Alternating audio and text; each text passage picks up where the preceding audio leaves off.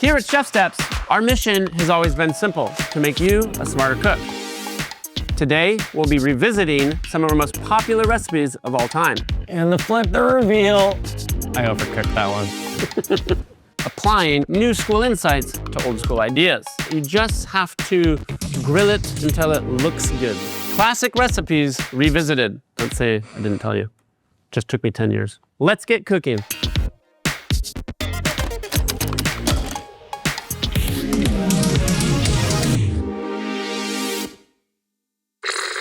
How to take a cheap cut of meat and turn it into something that's better than a ribeye.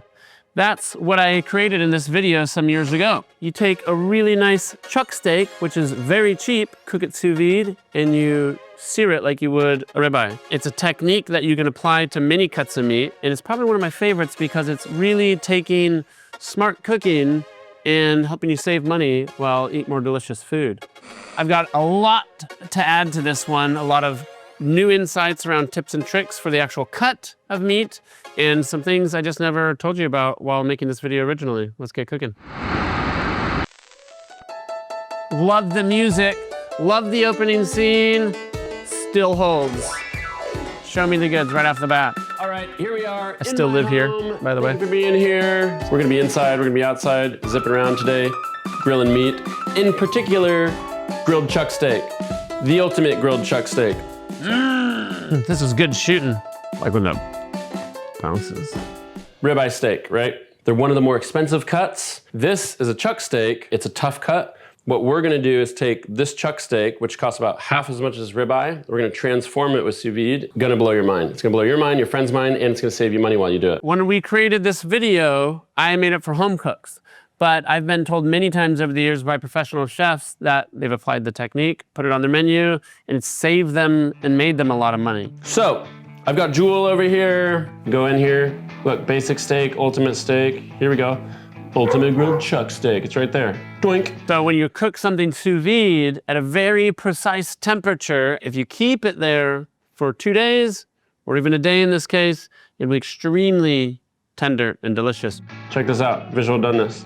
You get to see the results before you even begin cooking. This is another thing I get asked all the time. What knife is that? What knife is that? It's a Bill Burke knife. Look them up. It's one of the best knives I've ever had in my life. Okay, I've got my chuck steak. We're gonna pop it in a Ziploc bag. Start Jewel, 131 degrees. But I'm gonna put a little bit of seasoning on before. And I'll probably put a little bit on afterwards too. It'll cure a little bit, ham a little bit, but it'll add a lot of flavor. So we're adding some salt, but not enough salt to totally season it. We're adding 0.5% to retain some moisture, firm up and cure a little bit of the fat and even the beef protein itself. And that gives you this steak-like texture in a cut like this. Whereas if I added my full amount of salt that I want in the end, it'll come out really tough and really chewy and really dry. That's 870 grams. So total, with a fatty cut of meat like this, you might want 2% salt. So that's like 16 grams of salt on this piece of meat at the end. But right now, I might just put 5 to 6 or 7 grams, which is about 0.5%. That's not crazy. That's, you know, getting up to 3 grams. I'll do a little pepper too. Why not? It's not a lot of pepper. It's never enough pepper for me.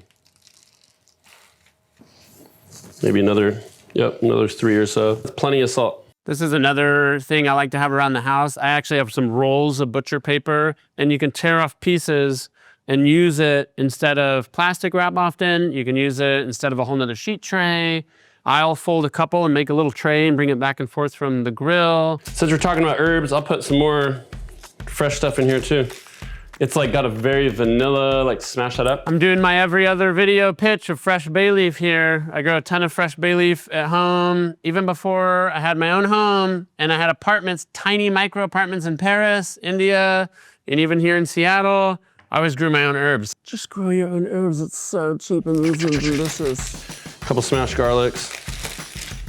That's it, easy. Little California arbequina, probably my favorite. It might seem more expensive, but it's less carbon footprint. It's more delicious if you just buy California olive oil. There's so many great California olive oils. They're really cheap. They're really, really delicious. They're just the best. Again, no tricks about this. If you haven't cooked sous vide, the only thing that matters is it's in the plastic bag, the water's on the outside of the bag, and the food's under the water. The more you know. As long as those things happen, you're gonna get consistent, amazing results. That's it, it's that simple. That guy's cooking, like I said, 24 hours. This one, same cut, same treatment. We dropped it yesterday. It's been cooking for 24 hours. What I'm about to talk about here is bag sauce. If you cook a tough piece of meat for a day or two sous vide, by the time you take it out, there's gonna be a lot of juice that was retained in the bag. So it goes in this pan and you bring it to a boil, and what you see is the protein starting to coagulate. That's what that scum is. That scum is potential deliciousness. So what's happening here is the moisture's leaving, the fat staying, and on the edge of this pan, that fat is starting to caramelize. Now you have developed flavor that you can deglaze, add butter, wine, whatever, and have an incredible sauce. Right to the grill from here. I love cooking outdoors. Here we go. Make sure you got a nice hot grill. Whew, it is. The Santa Maria grill, still one of my favorite grills. And then that little guy behind it, that's a portable kitchen grill. It's really heavy aluminum body that's molded into 2 pieces. So you can cook something like a brisket for 24 hours and it'll have enough insulation like a big green egg. Easier to control a fire than to start one. That's for sure too. Here we go. This grill that I'm cooking on right now, that's the Santa Maria style. And Santa Maria style means you have your coals and then a grate that can go up and down away from the coals. I'm not talking about it, but this is also 2-zone grilling where I have a hot area that's wicked hot and a cooler area where there's no coals or gas on. You have every option in between, right? So you'll never struggle if you go super hot. You can always move it to the cooler side. I'd rather do 1 or 2 big steaks. Waiting to see if I do mention anything about what the goal is here. Oh. I don't think I do. Now we're talking. Come on, Grant. I didn't tell you what I was doing or what the goal was here. So we go to the grill, and this is one of my favorite things about sous vide is that you just have to grill it until it looks good. Because you're looking at it, it goes on kind of bland looking and gray, get some grill marks, move it around. It gets more charred and more crispy and more smoky and sizzly. And then you go, that looks perfect. And then it's it. It is perfect. The other thing that we're not talking about is the grill mark. So I'm trying to increase the amount of surface area that's touching the grill and in between the grill grates across the whole steak. And that's what gets me a more even char. Oh, yeah. Yes. Happy stuff. Yum.